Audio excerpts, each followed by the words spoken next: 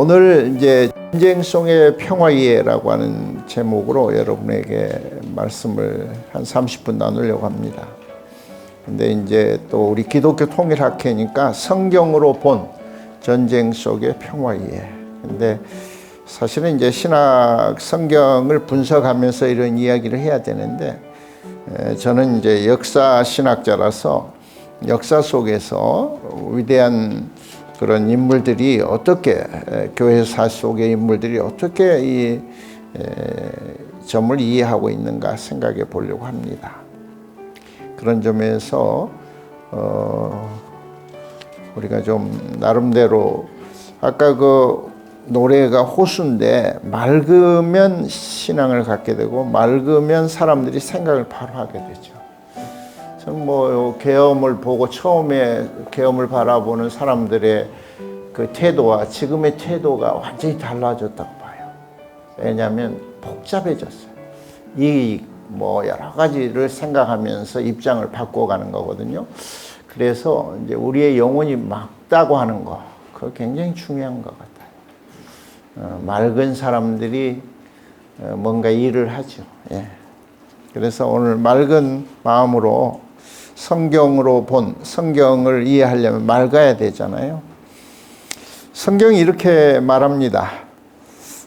특별히 이제 나는 전쟁 속의 평화라고 말하고 있는데, 평화 속의 전쟁이라고 생각하실 수 있지만, 저는 곰곰이 생각하고 역사를 바라보면서 전쟁 속에 어쩌다 오는 평화구나, 그렇게 생각을 하게 됐어요. 사람들은 평화를 깨는 전쟁으로 생각하지만 전쟁을 깨는 평화가 맞아요. 여러분, 사실은 정확한 이해가, 보라, 내가 너희를 보냄이 양을 이리 가운데 보낸 것과 같다. 그러므로 너희는 뱀같이 지혜롭고 비둘기같이 순결하라. 예수님 말씀이죠. 양을 이리 가운데 보낸 것과 같다.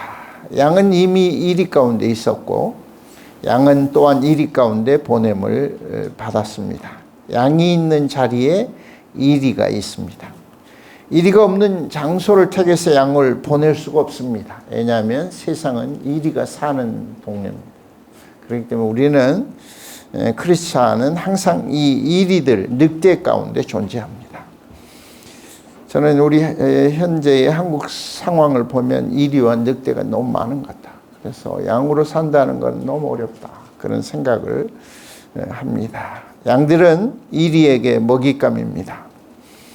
여러분이 생각하는 시편 23편은 저도 좋아하고 여러분 좋아하지만, 푸른 초장 쉴 만한 물가는 우리의 기도일지언정 우리가 처한 현실과는 사실은 거리가 멉니다. 양들은 냉혹한 현실을 그러기에 엄격히 파괴합니다. 저는 내가 가까이 지내는 정진호 박사가 우리 그 대구에 있는 어느 매일신문에 칼럼을 썼는데, 여러 글 가운데 이런 표현이 나왔어요. 세 발의 총송으로 중군은 이토 히로부미 이토를 쓰러뜨린다. 평화가 전쟁을 무너뜨린 것이다. 평화가 전쟁을 무너뜨린 것이다. 그렇죠? 평화가 전쟁을 무너뜨린 것이다. 1932년에 국제연맹이, 국제연합이 이루어지기 전에 국제연맹이 있잖아요. 그죠? 그래서 세계대전, 1차 대전이 1914, 18년에 일어나고, 세계적인 천재, 노벨 물리학상을 수상한 아인슈타인에게 프로젝트를 제안했습니다. 인류에게 지금 1932년도에 가장 중요한 문제가 무엇입니까? 두 번째, 그 문제를 누구와 함께 대화하고 싶습니까? 아인슈타인에게 물었어요. 그래서 아인슈타인은 대화의 상대자로 지그프리드 프로이트를 선택을 했습니다. 심리학자. 그래서 1년 프로젝트였기 때문에 아인슈타인과 프로이트 두 사람은 서로 편지와 대화를 주고가면서 1년 후에 국제연맹에서 전쟁의 이유 무엇인가라고 하는 실질적 주제를 발표하게 됩니다. 첫째, 인간은 욕망 때문에 전쟁을 스스로 억제할 수 없다. 인간은 욕심 때문에 전쟁을 중단할 수 없다. 제약이 산물이다.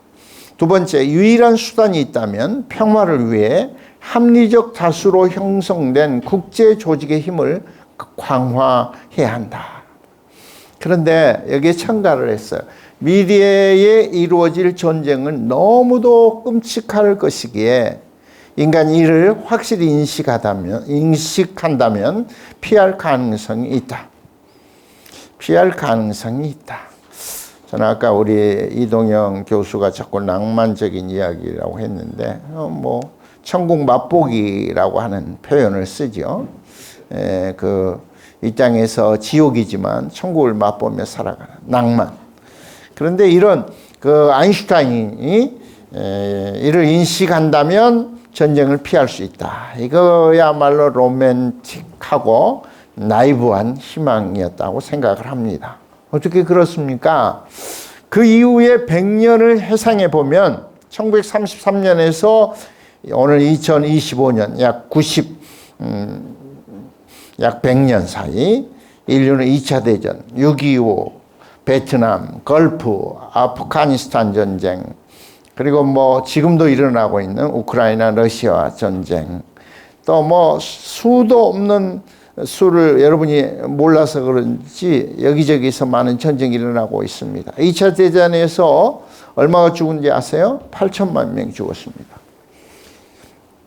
그리고 1945년 8월 6일 히로시마와 8월 9일 나가사키에 떨어진 두 개의 원자폭탄을 통해서 약 25만 명이 죽었는데 약 3만 명의 조선인이 죽었습니다. 이는 세계 역사에서 초단기 가장 짧은 시간에 가장 많은 사람을 죽인 통계로 기록되고 있습니다. 독일의 히틀러, 2차 대전을 일으킨 히틀러는 2차 대전 동안에 약 1100만 명에 달하는 민간인을 죽였습니다. 그 중에 유대인 600만 명을 너무도 잔인하게 아우슈비츠 같은 곳에서는 110만 명이 죽었습니다. 인간의 생명하지만 우리 동물 생명하고 다를 거가 없는 것 같아요. 그래서 히틀러는 인류 역사에서 최악의 인물로 묘사되고 있습니다. 아마 여러분이 마귀를 보고 싶으면 히틀러를 보시면 될 것 같아요. 사악한 마귀가 저런 인간이구나. 1937년 12월 달에 중국 난경에서는 중국인 20만 명이 6주간 일본인에 의해서 대학살 당했습니다. 6.25 전쟁 때는 약 200만 명이 죽음을 당했습니다. 그리고 지금 현재도 한반도는 엄청난 국방 비용을 써가며 그렇다고 분단의 문제를 해결하느냐, 평화로 해결하고 있느냐, 그렇지 않다고 하는 거죠. 오늘 한국의 내전 상황도 이 분단의 이념 문제가 아주 적극적으로 작용하고 있습니다. 이 문제를 언젠가 해결할 수 있을 것 같아요? 모르겠습니다. 대한민국은 북조선을 주적으로 적대적 관계에 있습니다. 왜 꼭 이렇게 살아야 되는지 모르겠어요. 근데 마음속에 미움이 많은 사람들이 지도자가 되면 이런 적대적 관계를 형성시키는 것 같아요. 그러니까 상처를 갖고 있는 사람들이 지도자가 되면 곳곳에서 상처를 내고 다녀요. 이거 굉장히 중요해요. 치유를 받아야 되는 거예요. 미국의 트럼프, 파나마 운하, 그린란드, 가자 지역, 아메리카 퍼스트, 미국 우선주의를 통해서 탐욕은 호시탐탐 전쟁을 기다리고 있고 우크라이나와 러시아의 관계 정말 해결하는 듯 하지만 우크라이나 입장에서 보면 아주 정말 자존심 상하는 결정을 할 것 같습니다. 2025년 현재 우크라이나, 러시아, 가자 지역, 팔레스타인, 이스라엘, 수단, 미얀마, 예멘, 에티오피아, 아프리카 사헬 지역 등 수많은 싸움, 전쟁이 이루어지고 있습니다. 일상이 전쟁이요, 평화는 특별히 주어지는 선물입니다. 평화는 사막에서 오아시스 만나듯 찾아오고 우리는 그 평화를 누리고 있는지 모르겠어요. 인간은 무엇인가? 이런 점에서 인간이란 존재, 사람이 무엇인가? 호모 밀리탄스, 싸우는 존재. 인간은 전쟁하는 존재. 그래서 미국의 역사학자 두렌트가 그의 저서에서 통계를 냈는데요. 3,500년, 아마 역사를 기록할 수 있는 3,500년의 역사 가운데 전쟁이 없었던 기간이 270년이었다. 그러니까 빼니까 3,230년은 전쟁을 했다. 그래서 인류는 어쩌다 전쟁을 안 한다. 뭐 이런 겁니다. 그리고 미국의 유명한 소설가, 사비평가의 소설가 마크 트웨인은 톰 소녀의 모험으로 우리에게 잘 알려져 있죠. 거대한 미국의 문학적 유머 작가, 유머가 있는 사람. 그래서 진정한 지적 즐거움을 제공한 인물로 평가받는데, 뭐 이분의 유머는 이런 거 있죠. 기저귀와 정치가는 빨리 갈아줄수록 좋다. 뭐 이런 유머 같은 거예요. 별로 웃질 않는데 기저귀와 정치가는 빨리 갈아주라. 1906년 71세 때 그가 What is Man? 인간이 무엇인가? 그의 마지막 단편 소설입니다. 그리고 4년 후에 세상을 떠났는데 그가 시편 8편 4절을 통해 사람이 무엇이간데 주님께서는 그를 기억하시고 인간이 무엇이기에 주님께서는 그를 돌보아 주시는지요. 그러면서 젊은이와 노인의 대화로 이 소설이 그려지고 있습니다.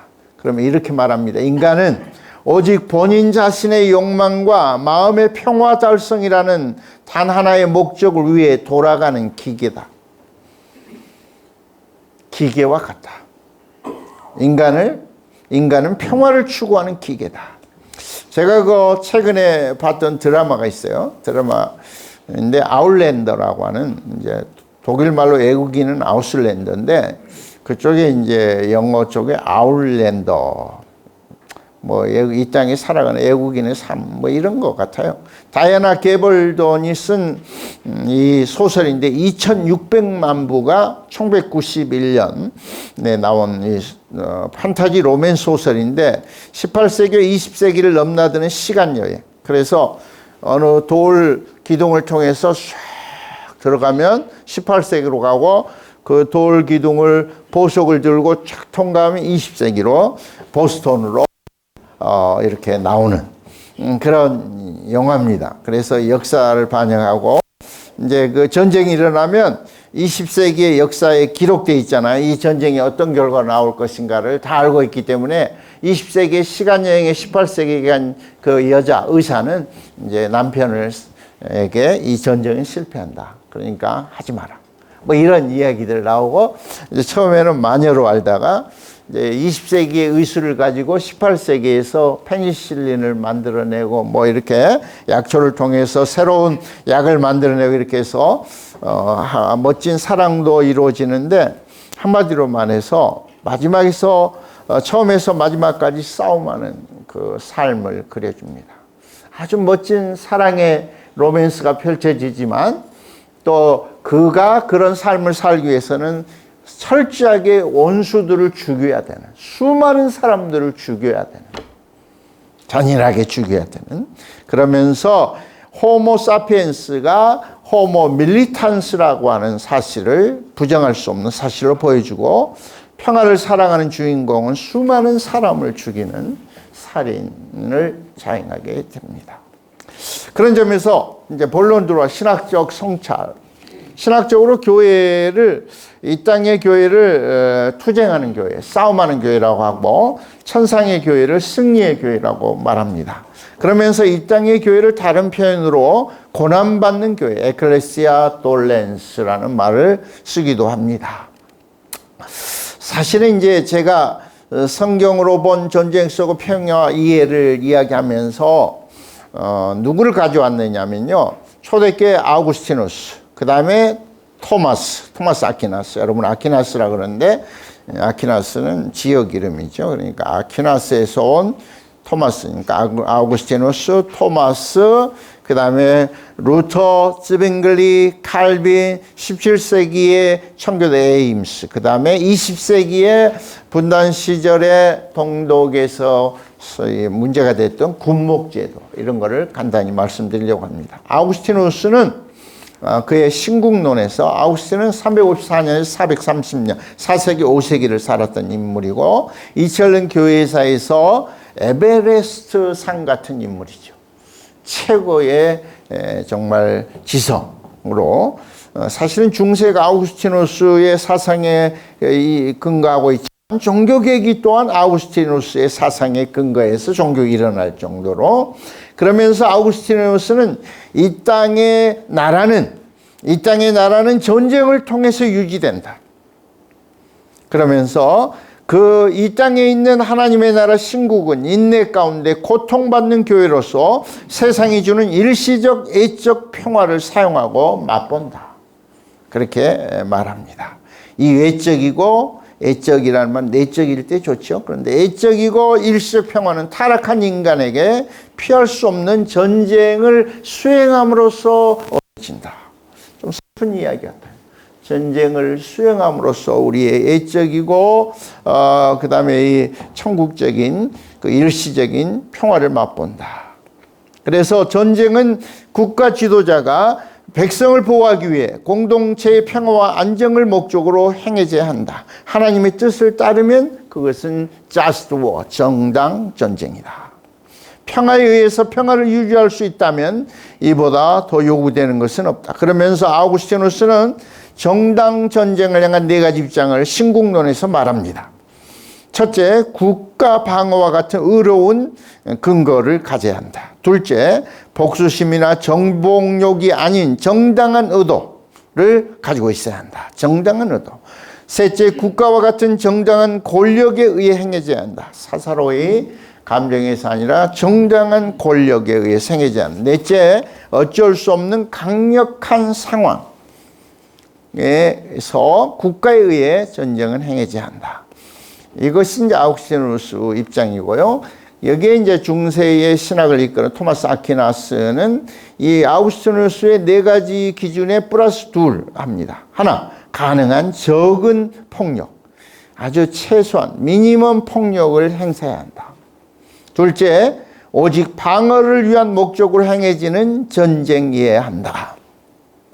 거기다 토마스가 잊지 않고 첨가를 했는데, 전쟁은 언제나 평화로 이어질 때만 정당 전쟁이 된다.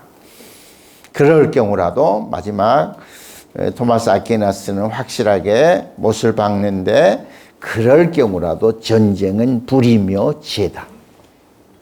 그렇게 이야기를 합니다. 루터는 이제 사실 5세기에서 16세기로 토마스 아퀴나스가 13세기고, 그 다음에 이제 16세기 루터로 오면은, 루터는 두 가지 입장입니다. 두 왕국론. 세상 나라, 하나님의 나라. 그 다음에 여기서 살아가는 크리스찬은 산상수훈. 예수님이 산에서 전파하신 산상수훈의 이해에 따라서 살아야 한다. 루터는 아래로부터 위로 올라가는 그런 전쟁, 반란은 허용하지 않습니다. 그러니까 여러분이 아시죠? 1525년이나 농민전쟁 등은 루터가 허락하지 않습니다. 부당한 전쟁에 기독교인은 진리 고백과 함께, 진리 고백은 성경적 진리 고백과 함께 수동적 저항과 시민 불복종을 할 수 있다. 이렇게 이야기. 성도가 하나님 나라에 속하였지만 동시에 이 땅의 세상 나라에도 속하였기에 산상수훈에 따라 살아야 한다. 어떤 사람들은 이제 신학자들은 이거 산상수훈은 천국의 이야기다. 이 땅에서는 수용되지 않는다 그러지만 저는 그렇지 않습니다. 이 땅에서 산상수훈에 따라 살아야 한다. 크리스찬들은 불의에 저항해야 하고 필요하다면 전쟁에 임해야 한다. 뺨을 맞으면서도 다른 뺨도 돌려대되 분노하지 않아야 한다. 사적으로 쓰는 폭력은 허용되지 않는다. 그러면서 루터는 평화를 그렇게 사랑했는데, 평화는 결코 돈으로 살 수 없는 것이기에 평화가 있는 곳은 천국이다. 정확하게 말하면 아인 할베스 힘멜라히, 반천국이다. 천국을 맛본다. 평화야말로 이 땅에서 최고의 선이다. 주문 본음이다. 루트에게 평화는 소중한 것으로 천국을 보여주는 실체다. 일관되게 할 수 있는 한 전쟁을 피하고 평화를 유지하라. 그러면서 루터는 종교전쟁, 루터가 죽고 난 다음에 1618년에서 1648년 30년 종교전쟁이 가톨릭과 개신교 사이에 일어나는데 루터에게는 종교전쟁, 신앙전쟁이 용납되지 않고 루터가 살아있는 동안 비텐베르그가 있는 작센주에서는 한 번도 전쟁이 일어나지 않았다 하는 것입니다. 루터의 말을 들려주면 전쟁의 승리를 통해 원하는 평화라면, 전쟁을 통해 원하는 평화라면 그 전쟁에 소모되는 모든 돈을 가지고 당장 평화를 먼저 사라. 평화를 유지할 수 있는 한 평화를 지켜야 한다. 전쟁으로 얻은 승리는 전쟁에서 잃은 것을 결코 대신할 수 없다. 오직 평화 가운데 모든 사람이 생명과 육체와 아내와 자녀와 집과 농장, 건강과 번역을 받아들이고 소유하기 때문이다. 그러므로 평화가 있는 곳은 이미 천국을 맛보는 아인 힘 할베 힘멜라이다. 이렇게 말합니다.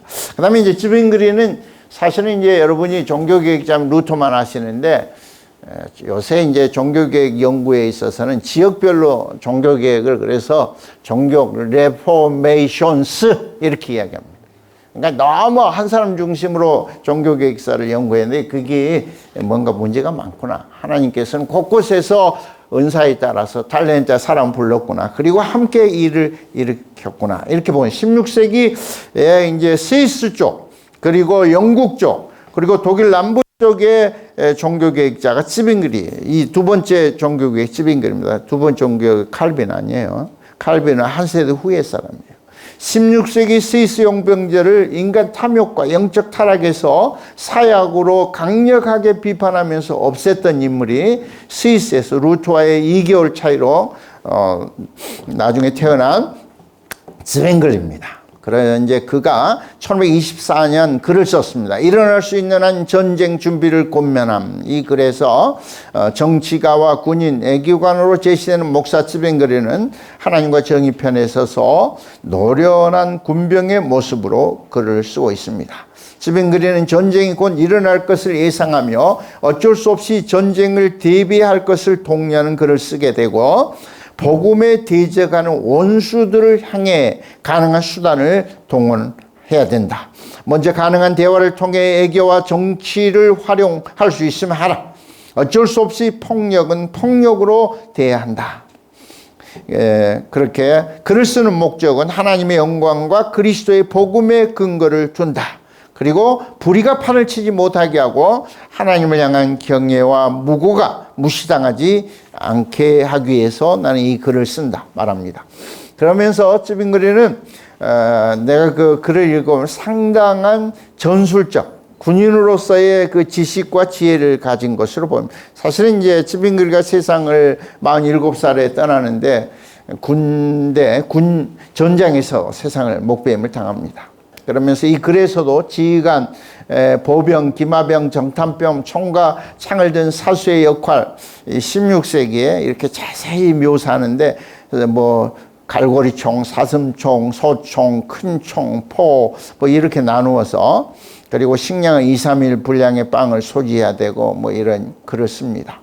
그러면서 쯔빙그리는 4가지 원칙에 있어서 시의회에서 이야기를 하게 되는데 첫째, 하나님의 뜻을 따른다. 전쟁할 때. 그 다음에 시민과 신하는 정부의 충성 의무를 지켜야 한다.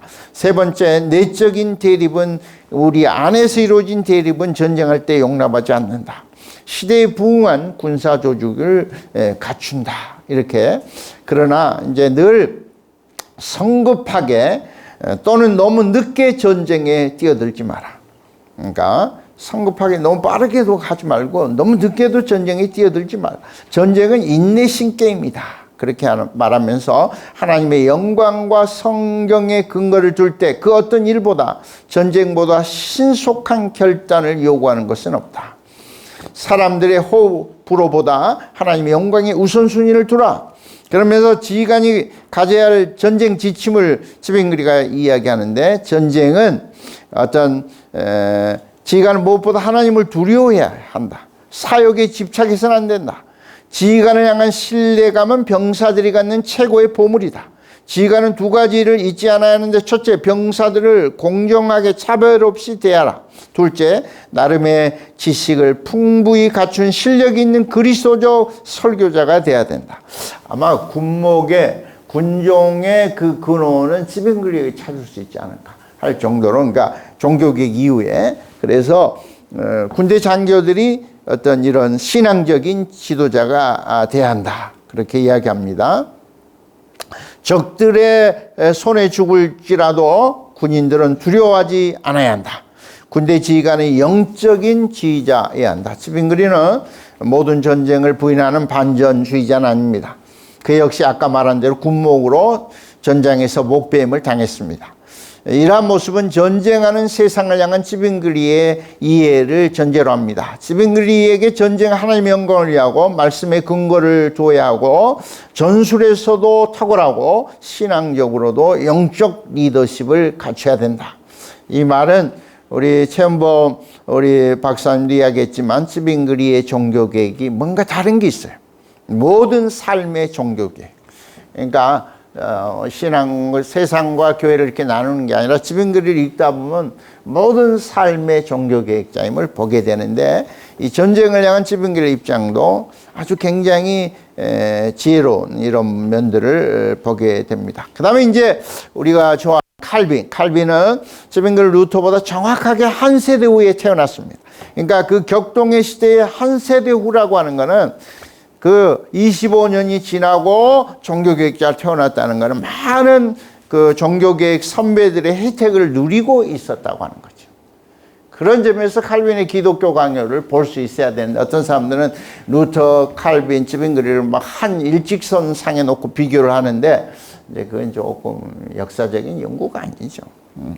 스위스 제과의 종교개혁자 칼빈은 기독교 강요에서 누구의 글을 가져오는지 아세요? 아우구스티누스의 글을 가져오면서 정당 전쟁, The Just War를 이야기를 합니다. 그런데 제가 칼빈의 그 개인 전기를 보니까, 칼빈이 이사야서를 본문으로 설교를 343번, 에레미야를 본문으로 271번 했는데요, 여호수아서를 본문으로는요 설교를 거의 없어요. 그리고 칼빈이 구약, 신약 거의 주석을 다 썼어요. 그런데 요한 2서, 3서, 그 다음에 계시록, 이 세 개를 안 썼어요. 칼빈은 주석을 세 개를 안 썼는데, 뭐 계시록을 안 쓴 이유는 칼빈 성격이 아주 꼬장꼬장 확실하잖아요. 그러니까 계시록을 확실하게 쓸 수가 없는 거예요. 놔뒀고, 구약에서는 죽고 난 다음에 나온 주석이 하나 있어요. 그게 칼빈이 1564년에 죽었는데, 1564년 베자가 서문을 쓰고 칼빈이 죽은 후에 나온 주석이 여호수아 주석이에요. 그렇게 해서 칼빈은 여호수아서 주석을 왜 이렇게 망설였는가? 전쟁에 대한 트라우마 때문에. 목회자들도 좀 의식이 있어야 돼요. 칼빈 정도의 의식은 있어야 돼요. 맹목적인 목회자들이 많아요. 세상을 바라보는 눈이 없어요. 헛소리를 하고 다니는 거예요. 칼빈은 요한복음 18장 11절에 칼을 쓰는 자 칼로 망한다는 말 나오잖아요. 거기에서 보면 인간의 폭력은 언제나 하나님 말씀의 근거를 둬야 하고, 하나님 승인을 받지 않는 경우 폭력은 정당하지 않고 불의로 정죄를 합니다. 전쟁은 언제든지 성경의 동의를 받아야 되고, 베드로가 뭐 열심히 해서 귀를 칼로 잘라버리잖아요. 베드로는 그리스도의 부르심이 요구하는 것과 하나님 허락하는 고려하지 않았고, 그 행동은 칭찬받을 만한 가치와는 거리가 멀어서 그리스도에 심하게 비난받는다. 이게 칼빈이 하는 말이에요. 그렇기 때문에 열정의 망토 아래 우리가 하는 모든 일을 방해하는 것에는 아무것도 의미가 없는데, 이는 사람들이 옳다고 생각하는 것을 하나님이 승인했는지가 중요하다. 이걸 사적인 사람의 공적 권위를 삶 대항하여 봉기하는 건 허용되지 않는다. 칼을 쓰는 자는 칼로 망한다. 요새 한국 교회가 칼을 되게 쓰는 것 같아요. 망할 거예요. 폭력을 쓴다 이거야, 폭력. 예수님 칼을 쓰는 자 칼로 망한다고 말하잖아요. 에임스라고 하는 분은 이제 청교도인데요. 이분은 이제 그 시나이 골스, 또 메로 오브 테올라지라고 하는 이 책에서 우리의 이웃을 향한 이야기를 합니다. 이웃이 누구고, 우리의 이웃의 명예, 이웃을 향한 사랑, 뭐 이런 이야기를 하는데요. 우리 이웃에게 마땅히 행해야 할 모든 것들은 정의로운 삶 안에서 수행돼야 한다. 정의가 있어야 한다. 이웃을 향한 사랑은 언제나 in just living, 정의로운 나의 삶 속에서 이웃을 향한 사랑이 실천돼야 한다. 인간은 자신을 향한 의무를 이웃에게도 동일하게 적용해야 한다. 본인 자신을 사랑하듯 이웃을 사랑해야 하고, 우리 이웃의 비참을 고려할 때 발휘되는 것이 긍휼과 자비다. 그런데 하나님을 향한 자비는 불가하다. 하나님은 우리의 자비를 받는 분이 아니에요. 하나님 불쌍해요. 뭐 그럴 필요 없어요. 우리는 사람들 속에서 하나님을 사랑하고 하나님 안에서 사람들을 사랑한다. 주 안에서 사랑한다. 누구든지 하나님을 사랑하고 그 형제를 미워하면 거짓말하는 자다. 그래서 신앙은 정의에서 가장 잘 입증되고 시도된다. 하나님을 향한 이 사랑은 이웃을 향한 사랑의 형식적 온인이며 근거다. 하나님과 함께 연합의 사랑으로 하나님을 사랑한다면 그 어떤 적게 있음이 우리의 원수들을, our very enemies, 우리의 원수들을 사랑하지 못하게 할 만큼 우리를 지배할 수 없다. 영적인 자들을 사랑할 때는 영적으로 사랑하세요. 그러나 그와 관계없는 자들, 무신론자들을 사랑할 때는 그들의 방법으로 natural good things, 선한 일을 하시면 됩니다. 그렇게 말합니다. 모든 이웃이 원수를 사랑하고 우리를 핍박하는 자들을 위해서 기도해야 한다. 이웃의 해를 당하도록 악을 부르는 저주는 저놈들 망하게 해주세요. 빌어먹게 해주세요. 이런 저주는 이웃을 위한 기도의 반대말이다. 하나님께 드리는 저주의 기도는 성립이 안 된다. 하나님은 저주하는 기도를 들어주지 않는다. 모든 정의 행동에는 사랑이 포함되지만 어떤 경우는 정의가, 다른 경우에는 사랑이 더 많이 나타나는데, 에임스를 일을 행할 때 행해지는 의무를 정의라고 하노, 또는 사랑으로 구분한다. 그러니까 정의가 먼저 오는 사랑, 그 다음에 사랑이 더 많이 나타나는 경우, 정의에서는 의무감과 더불어 평등에, 사랑에서는 의무보다는 이웃의 선에 더 관심을 갖는다. 그러면서 정의에는 두 부분이 있는데 분배적 정의와 보상적, 교정적 정의가 있다. 그러면서 이제 에임스는 이웃의 명예에 대해서 신경을 씁니다. 이웃의 명예에 관하여. 우리는 이웃 사랑만 말하잖아요. 그런데 이웃의 명예에 관하여. 존경은 모든 사람을 향한 우리의 의무다. 존경을 외적 순종과 내적 순종으로 표현한다. 존경은 하나님을 예배할 때 가장 밀접하게 나타나는 신앙과 경건의 본질에 속한다. 이웃을 존경하지 않으면 예배 드리러 와요? 인간은 모두 죽으라고 욕하면서 이웃을, 자기가 조금 생각이 다른, 인간은 모두 서로 존경하지 않으면 어떻게 돼요? 인간의 생명은 오래 지속될 수 없고, 서로를 향한 마땅한 존경은 아름답다. 서로를 존경하지 않을 때 뭐를 맞닥뜨려요? 전쟁을 맞닥뜨린다. 존경하지 않을 때. 우리가 북한을 존경하지 않으면 북한과 남한은 전쟁하게 돼. 에임스는 존경을 애적 선으로 이해하며 명예와 관련하다. 특히 존경의 상실에서 전쟁이 온다. 비방으로 서로를 향한 명예가 실추되고 부수적이고 간접적인 결과로 나타나는데, 상대를 향한 모욕, 조롱, 비방이 나타나며 강하게 험담, 중상, 모략이 행해지는데, 우리의 이웃의 명성은 앞서 잘못된 태도를 처리하거나 용서를 구함으로써, 때로는 배상함으로써 회복된다. 뭐 등등인데요.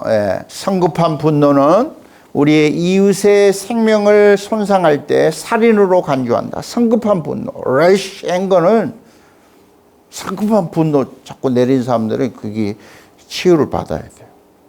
갑자기 막 급노하는 사람도 있죠. 내가 아내에게, 내가 자녀에게 자꾸 성기를 팍팍 낸다. 그 문제가 있는 거예요. 그 전쟁하는 거예요. 우리나라 지도자가 갑자기 막 경로하고 그러잖아요. 그 다음에 이제 6번째, 군복제도. 군복제도는 독일에서 있잖아요. 20세기에 독일의 통일을 조용한 개신교 혁명이라고 하잖아요. 그게 어떻게 독일 교회가 했느냐? 섬김을, 디아코니아. 쉽게 말해서 가난한 동독을 계속 이렇게 사랑한 거예요. 심지어 감옥에 있는 사람까지 프라이카프에서 제가 계산해 보니까 뭐 한 1억 정도 주고 서독으로 데리고 왔어요. 제가 복음에서 공부할 때 같이 했어요. 그 프라이카프 해가지고 와서 나랑 같이 했어요. 우리 교회까지. 내가 한인교회 담임 목사를 했는데, 근데 독일이 이제 45년에서 68년까지 분단되어, 45년부터 분단되어 있는데, 교회가 하나가 언제까지 68년까지 하나 했어요. 그런데 갑자기 69년에 독일 동독 개신교 연맹과 독일 교회 에카데가 갈라졌어요. 그 이유가 뭔지 아세요? 평화의 사도가 되어야 할 교회의 군목 제도가 들어왔다. 그래서 동독 교회가 욕했어요. 너희들 군대 교회다. 나 또 군대 교회다.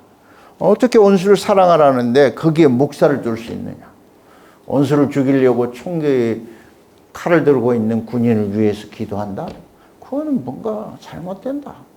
우리가 하나가 지금까지 동서독 분단되었지만 하나가 되어 있는데 이렇게 나눠질 수밖에 없는 거는 너희 서독교회가 군목제도를 가지고 온 거. 이건 너희들 보네포의 입장에서 볼 때 평화주의 입장에 이건 틀리다. 너희들 하나 될 수 없다. 갈라지자. 이거 이상하죠. 그렇죠? 헷갈리죠. 그랬는데 갈라졌죠 뭐. 그래가지고 군인들의 영혼을 돌보는 자, 밀리티어 제일 조르게 이렇게 이제 군목을 말하는데, 그러면서 갈라지고 난 다음에 진짜 갈라졌지. 공산주의하고 이렇게 갈라졌는데, 저는 이 갈라진 이후에 서독교회는 비둘기처럼 순결하고 뱀처럼 지혜로워서 서독교회는 인내 어린 섬김으로 하나도 그 어떤 것을 요구하지 않은 채 교회가 디아코니아로 동독교회를 섬겼습니다. 그리고 독일의 통일은 조용한 개신교 혁명이 됐습니다. 자, 맺는 말은 읽겠습니다. 싸움은 태초 에덴 동산에서 시작되었다. 낙원에서 싸움이 시작됐고 쫓겨났죠. 인류는 어쩌다 평화를 맛본다. 평화를 원한다면 전쟁을 무너뜨려야 한다. 전쟁의 이웃을 대상으로 한다. 가까이 살아가는 이웃을 향해 전쟁을 하는 거죠. 그렇죠? 우리가 뭐 페루 사람하고 전쟁하잖아요. 그렇지만 이웃은 사랑과 존경의 대상이다. 신분, 이념, 문화, 지역, 인종 등 서로 다를지라도 이웃을 향한 존경을 잃지 않아야 한다. 존경하지 않을 때 전쟁에 맞닥뜨린다. 원수를 사랑하고 핍박하는 자들을 위해서 기도해야 한다. 이웃이 해를 당하지 않도록 악을 부르는 저주는 기도의 반대말이다. 저주와 미움을 가지고 사랑의 하나님과 대화할 수 없다. 인간이 누구인지 동시에 하나님이 누구인지를 아는 일은 우선된다. 전쟁과 평화를 이야기하려면 싸움하고 전쟁하는 인간을 맞닥뜨릴 때, 거기서 평화를 원할 때 그렇다. 국가는 전쟁을 통해서 유지된다. 국가 속에 존재하는 교회는 평화 가운데 존재하지 않는다. 전쟁은 최소한의 폭력을 가지고 방어를 위한 목적으로 행해져야 하고 언제나 평화로 이어져야 한다. 두 나라에 속한 성도는 산상수훈에 따라 살아야 하고 불의에 저항하고 필요하다면 전쟁에 임한다. 평화가 있는 곳은 천국을 맛보는 것이다. 전쟁을 통해 어쩔 수 없이 얻기를 원하는 평화라면 전쟁에 소모되는 모든 돈을 가지고서라도 먼저 평화를 사들여라. 전쟁은 하나님의 영광과 그리스도의 복음의 근거를 도외하고 불의가 판을 치지 못하게 하고 하나님을 향한 경외가 무시당하지 않기 위함이다. 마땅히 전쟁 지도자는 전술뿐 아니라 신앙적으로도 지도자여야 한다. 그리스도의 보편 지침, 칼을 쓰는 자는 칼로 망할 것이다를 기억해야 한다. 전 세계의 환호를 받더라도 결코 하나님의 승리를 받지 못할 전쟁을 하지 않아야 한다. 정당 전쟁에서 최초 폭력은 증오, 가혹함, 사소함이 최초 동기가 되어서는 안 된다. 우리 로마서 12장 같이 읽고 끝내겠습니다. 시작. 너희를 핍박하는 자를 축복하라. 축복하고 저주하지 말라. 할 수 있거든 너희로서는 모든 사람으로 더불어 평화하라. 내 사랑하는 자들아, 너희가 친히 원수를 갚지 말고 진노하심에 맡기라. 기록되었으되 원수 갚는 것이 내게 있으니 내가 갚으리라고 주께서 말씀하시니 내 원수가 줄이거든 먹이고 목마르거든 마시우리라. 그리함으로 내가 숯불을 그 머리에 쌓아 놓으리라. 악에게 지지 말고 손으로 악을 이기라. 감사합니다.